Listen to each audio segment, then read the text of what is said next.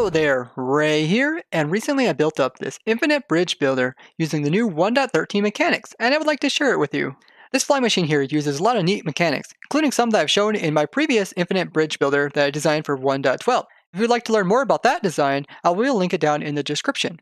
This design here is very small, being 3 blocks by 3 blocks by 2 blocks high. This is essentially a flying cobblestone generator. What happens is the player will be moving the lava forward every meter, and then the cobblestone will be generated as soon as the lava comes in contact with this water here. The way that this happens is that the lava will come here, then it will drape over the side, the water will be moved into place, and then once it comes into place over here, it will come in contact with this water and creating this cobblestone. Now the way that it works is that the player will be sitting here, and the water is kept over here inside this trapdoor. This is using a waterlogged trapdoor. And then the player will be holding a lava bucket in his main hand, and he will be in survival mode, of course, and he'll aim up against this end rod.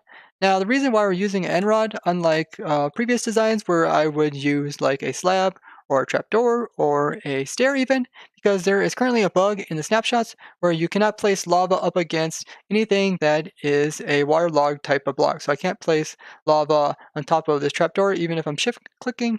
So that is a bug, and I will link it down in the description if you want to learn more about it. So what we discovered is that we had to find a block that the player could place lava up against, but not be able to pick it up initially, and we found that end rods work. Also, you can use fence gates, but fence gates will not be able to have lava placed up against it unless you're shift clicking, which you cannot be inside of a minecart and doing. So the player will be sitting here, and he placed lava up against this end rod, and what will happen is lava will be placed over top of this observer here, and then you hold down right click, and then soon as the lava moves to the side, it'll update observer, and then the player will be able to pick up the lava again. Now, it looks like the player may get damaged by this lava, but it never does because he picks it up before it does any damage to him. There's even a bug that is client side where it appeared that your minecart catches on fire, but this is just client side and the minecart isn't actually on fire. So here you can see what the minecart looks like when it's on fire, but if you would relog, the minecart would no longer be on fire. So the way that the lava moves forward is that the player is able to pick up the lava once it comes in contact with his cursor.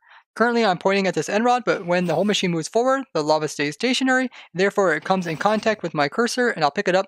Then my guy will click again and place it on the edge of this end rod, which will place it back in front again. The way that we move the flying machine forward is that once the lava has came over the edge and updated this observer, the sticky piston will extend and pull this back segment forward. And what will happen is the back segment contains all these blocks, including the water source and even this observer. And the only blocks that are left behind are the piston as well as the slime block.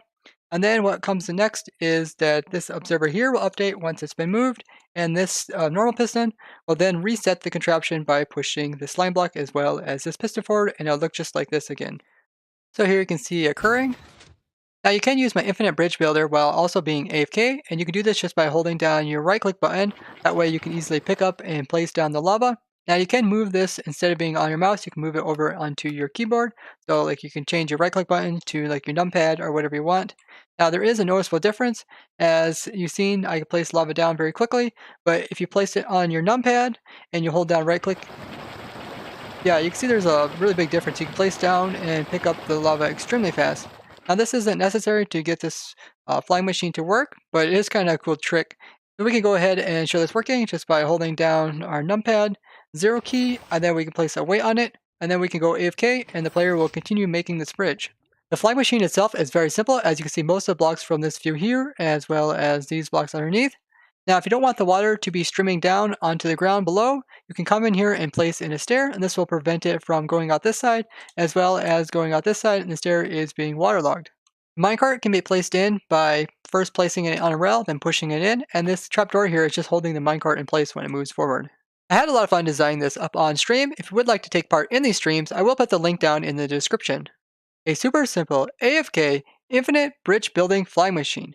If you found this interesting, show me with a like and share this with others. If you'd like to see more crazy contraptions like this for the 1.13 snapshots and for survival, go ahead and subscribe and hit that bell button. And if you have any questions, tell me in the comments. Bye-bye!